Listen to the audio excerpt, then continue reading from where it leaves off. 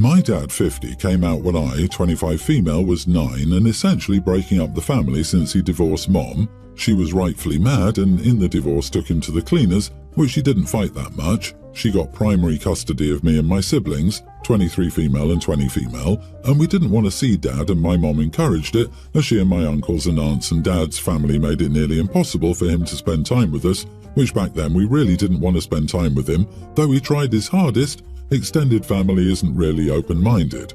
We had a strange relationship backed up by many of my mom's mean comments about him. It became worse when he introduced us to his then boyfriend, now husband, Seth, 50 male, 2 years after the divorce.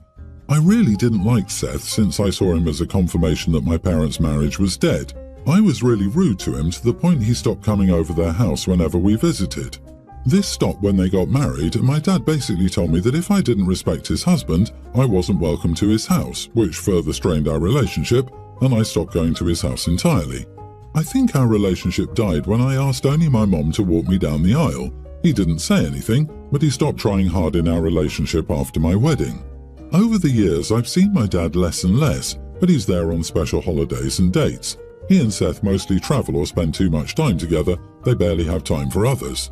Last weekend, I went to visit my dad and his husband, Seth, for a family barbecue. Seth had invited some friends who I'd never met before. During the party, I overheard my dad talking with one of Seth's friends.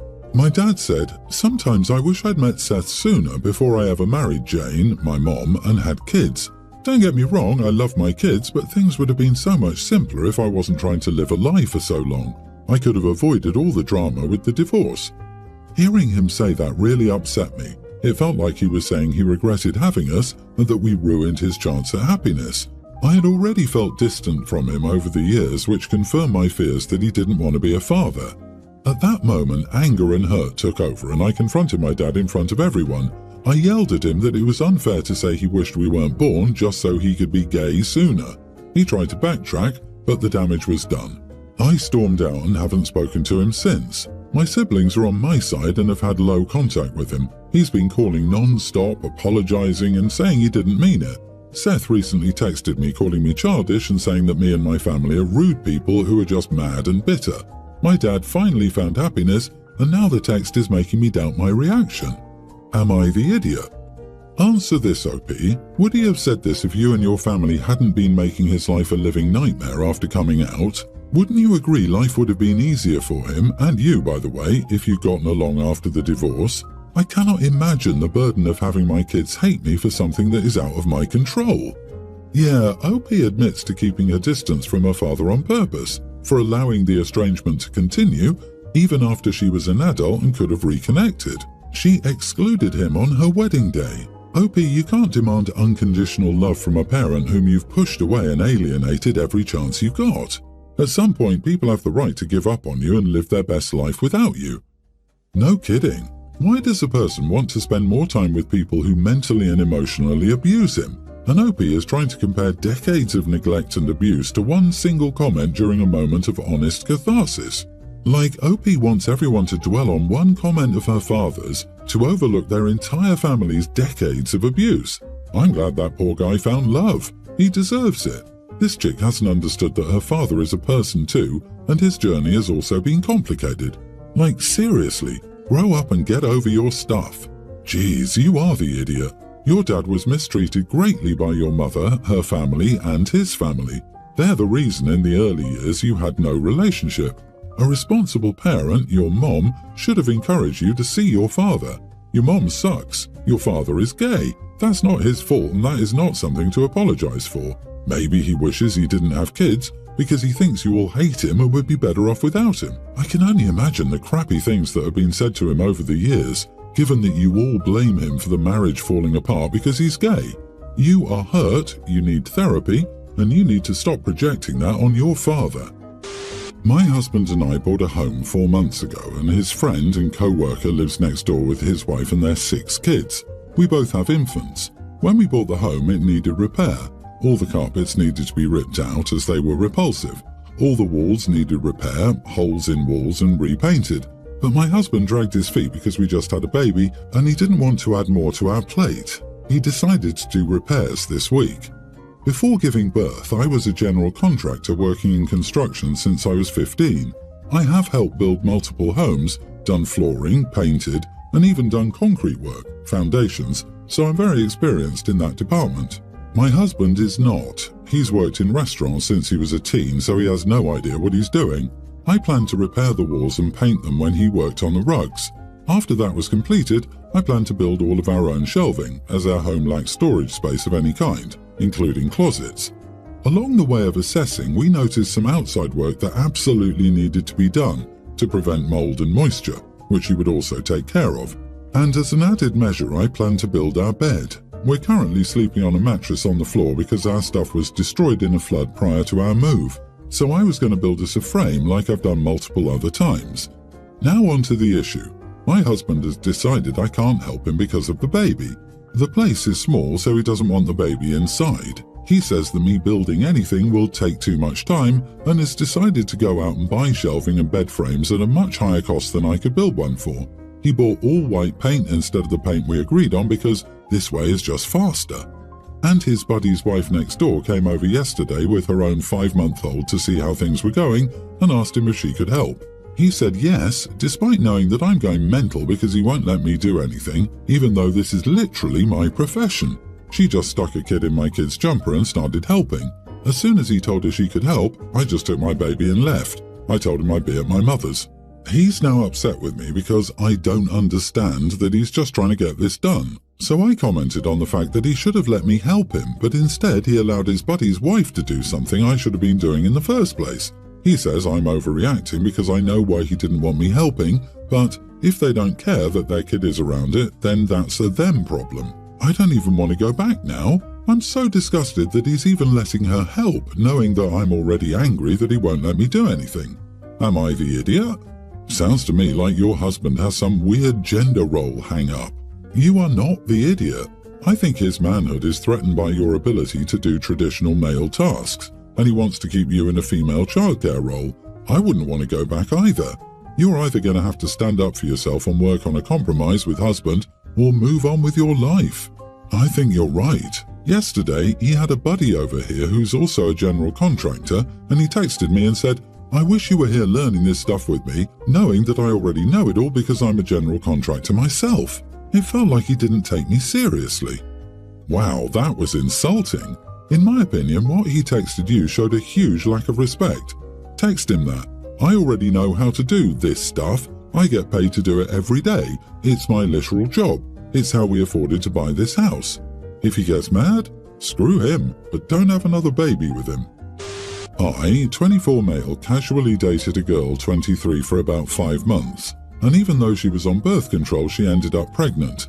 Now I have no desire to be a father, so I asked her to end it and told her if she didn't, I wouldn't be around during the pregnancy and would want to do a DNA test after the birth before I would contribute anything at all. She decided to keep the baby for some reason, even though neither of us was financially able to take care of it anyway. I was very annoyed with this and broke off contact. At 4 months, she had a loss. Her friend informed me about it and was told she was heartbroken. Now, I have empathy for the physical pain she has to go through. Still, the result was very beneficial to me, and honestly, I was pretty happy I no longer had to become a father. My buddies and I went out drinking to celebrate, made some toast to the fact that I would not have to father, and basically word got around that we'd done that, which eventually reached my ex and her friends. Now, she and her friends have been harassing me and my friends for being happy about her loss. However, as I see it, we didn't specifically celebrate it, but the fact that I wasn't going to be forced to be a father, and I feel like it had nothing to do with her. So, am I the idiot? You're not the idiot for being excited. You aren't a father. You are the idiot for celebrating how you did. Next time, don't celebrate the messed up thing that caused it to happen. Just celebrate you aren't a father. Hopefully there isn't a next time, and if you get somebody pregnant again, you'll be ready for it next time. Also, just for the record, there are a ton of contraceptives outside of birth control. It's not just on the woman to use contraceptives if you don't want kids, lol. You have to take an equal part in that. Anyway, if you get the chance to legitimately apologize, you should. I like your sentiment here, but this dude is an idiot. He will never apologize. Opie, you're a callous idiot and need some self-analysis. What you and your friends did was really messed up. You don't have empathy for this woman, or you would have privately gathered with your friends to drink and raise a toast. It sounds like you're an idiot beforehand, so the good news is that nothing's changed. Your ex is mourning a baby she wanted, a child that was growing inside her that she loved, and you went out and celebrated the death of said baby. She ended up pregnant? What? You had nothing to do with it, it just magically happened? Poof, pregnant.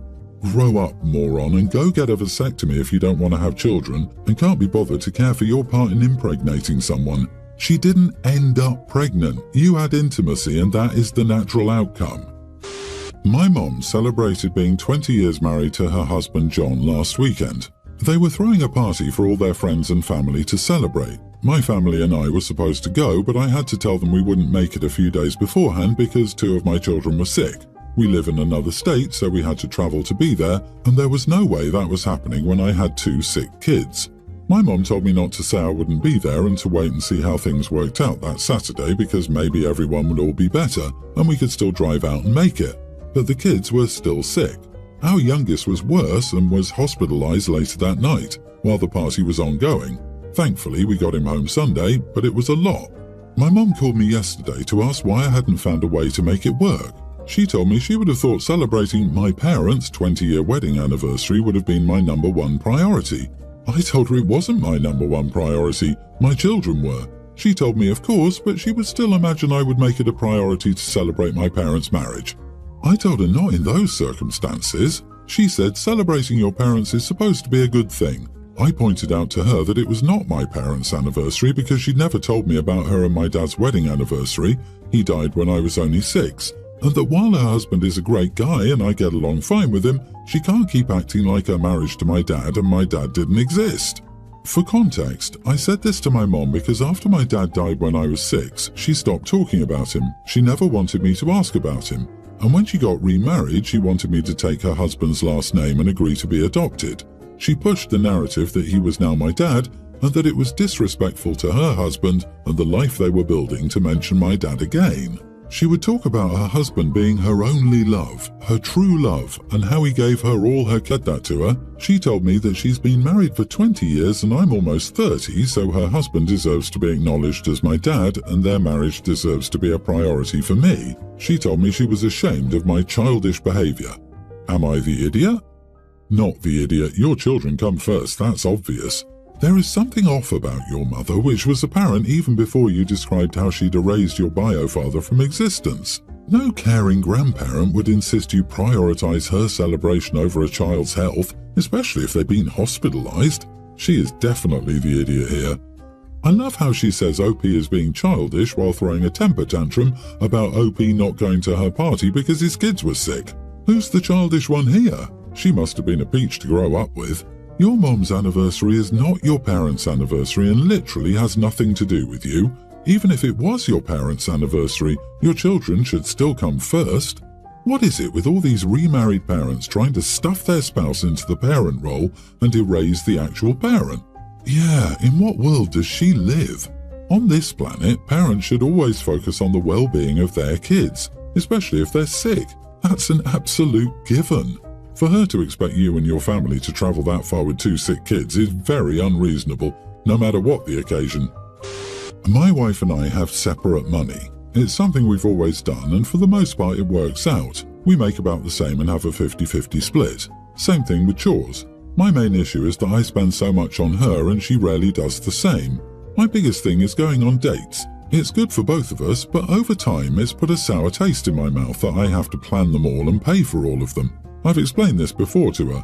This month, I asked her to take me out for once. She planned a date at a nice restaurant. Overall, it was a lovely night, and when the check came, she didn't pick it up. I asked if she was going to pay, and she looked shocked. I explained that she'd taken me out this time and needed to pay. That every time I take her on a date, I will pay. She paid, but in the car caused a huge argument. She thinks I'm a jerk for making her pay, and my argument is the same above. Edit, we have separate money. It works for many couples, and it's worked for us until this one hiccup in 7 years of marriage. We did it since we're not financially comparable. It would drive me crazy how much she spends and saves. She goes on binges of each. I prefer to just stick to my budget plan. Not the idiot. I totally don't get what her problem is unless she's misogynistic in the way she thinks, like, a man must always pay for dates. Tell her that her beliefs are outdated, and if she can't take turns, then she's being unfair. Marriage counselling may help her understand because it'll be a third party telling her instead of you. Maybe she's embarrassed to pay. The service don't give a hoot about whose card is being swiped, and who cares what strangers think anyway? So when I plan the dates, you want me to pay, right? And when you plan the dates, you want me to pay, right? And we split finances 50-50, right? Your wife is giving me my money is my money and your money is my money vibes. This is so crazy to me in marriage, but each to their own. If you're married, I don't understand not having a joint card you can use for joint activities like dinner. Then each person would pay an equal portion of the bill. Why not contribute an equal amount weekly to a date fund and use that when you go out?